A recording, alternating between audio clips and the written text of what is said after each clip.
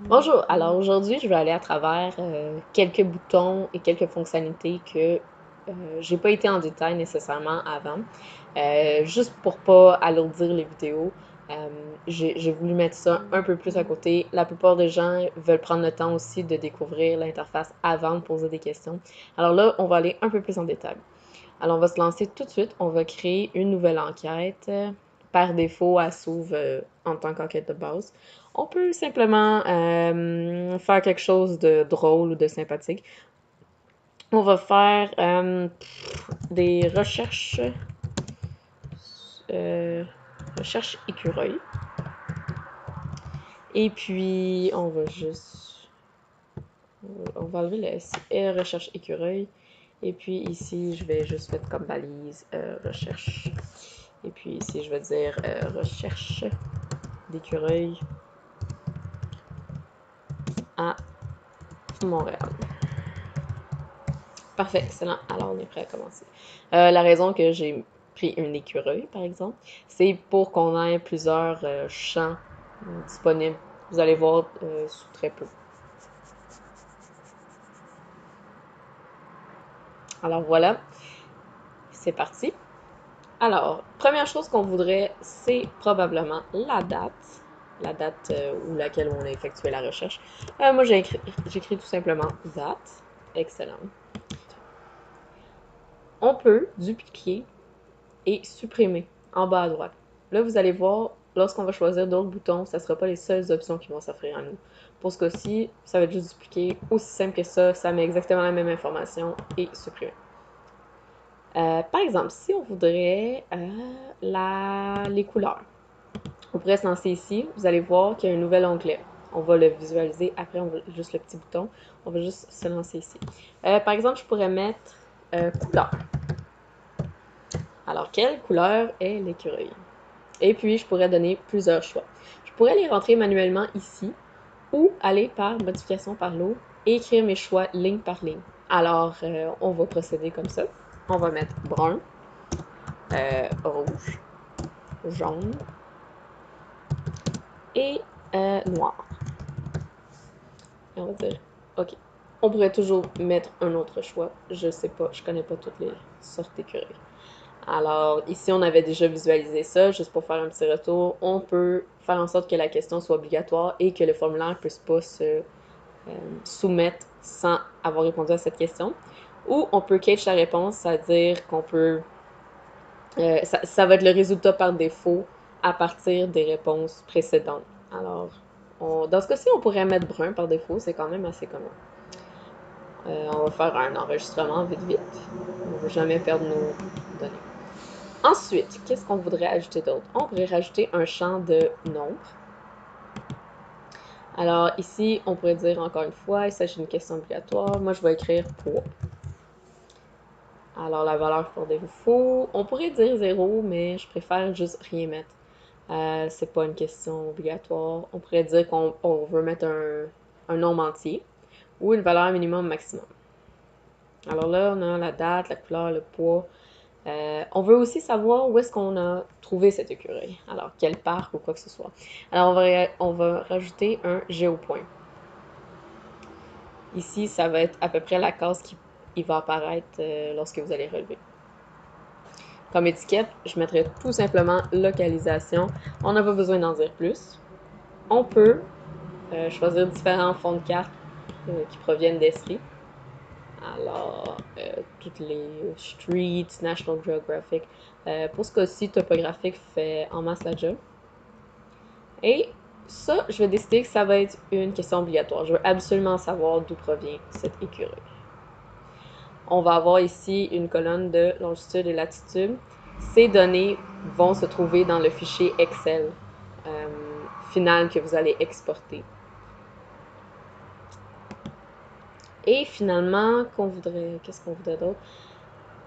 On pourrait dire image. Bon. En ce qui concerne les images, c'est un peu particulier. Je crois que c'est quelque chose qui va être réglé lors de la prochaine mise à jour, mais pour l'instant, il faut un peu trouver moyen de travailler avec ça. Alors, le problème avec le bouton d'image est que lorsqu'ils vont être au terrain, lorsque vous allez relever, vous allez juste pouvoir prendre une image en photo et l'attacher au formulaire. Vous ne pourrez pas en mettre plus. Alors, mais tu sais, elle peut être quand même de bonne taille, en JPEG, en PNG, en GIF. Vous pouvez renommer aussi le nom de l'image, ce qui est super. Ce que je propose, et c'est ce que je fais, par exemple, on va juste aller ici, on va appeler ça photo 1.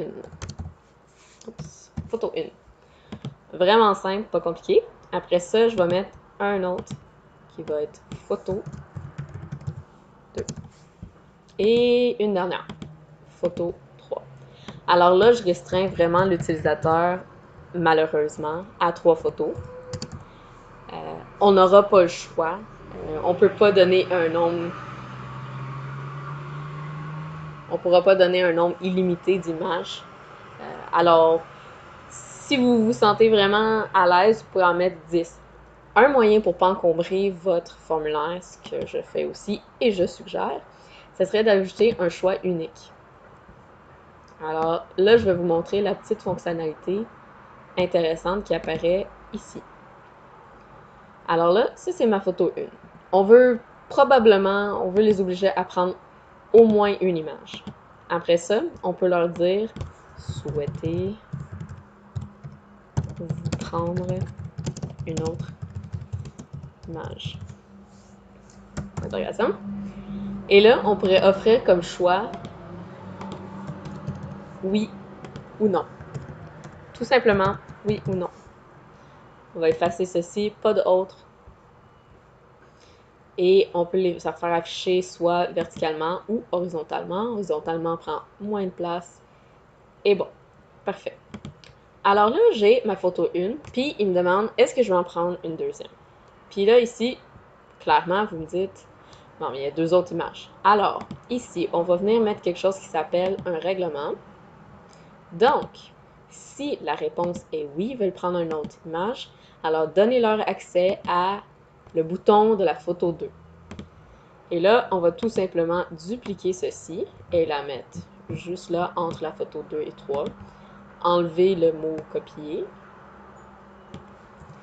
Et on va mettre exactement le même règlement, mais pour l'image 3. Alors, si la réponse est oui à cette question-là, on peut montrer l'image 3. Alors, il ne donnera même pas accès à moins qu'on on demande.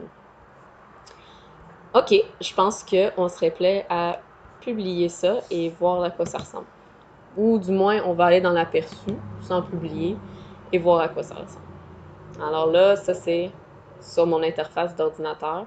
Je pourrais très facilement aller sur mon téléphone ou ma tablette. Pour le fun, on va aller voir sur la tablette. Alors là, j'avais rien changé de couleur en arrière-plan, donc c'est sûr par défaut. Donc, alors on peut venir choisir nos dates.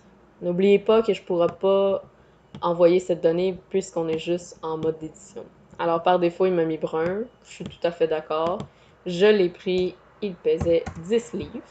On aurait pu aussi mettre en parenthèse ici le signe de livre ou de peu importe ce que vous désirez. On peut tout afficher ça ici maintenant. Localisation. Bon, je veux qu'il me localise. On va se déplacer un peu. Excellent. Et puis, est-ce que je veux prendre une photo? Bon. Oui. Est-ce que je veux le mettre, par exemple, j'en aurais pris une ici. Est-ce que je veux en prendre une autre? Oui. Et voilà, il m'affiche ma deuxième photo. Est-ce que je souhaite en prendre une autre? Oui. Excellent. Et à la toute fin, je pourrais envoyer le tout. Alors, c'est un moyen aussi de sauver beaucoup d'espace lorsqu'on travaille avec plusieurs sortes de champs qui sont vraiment pointueux ou juste précis à une de vos réponses. Par exemple, dans ce cas-ci, les images. C'est pas tout le monde qui en aurait voulu d'autres. On aurait pu faire la même chose. S'il est brun, est-ce qu'il a des picots? Ça aurait pu être une autre question qui aurait sorti après. Alors, c'est très, très dynamique. C'est excellent. Ça fait pour un formulaire fluide et rapide à remplir. C'est mes petites astuces pour la journée.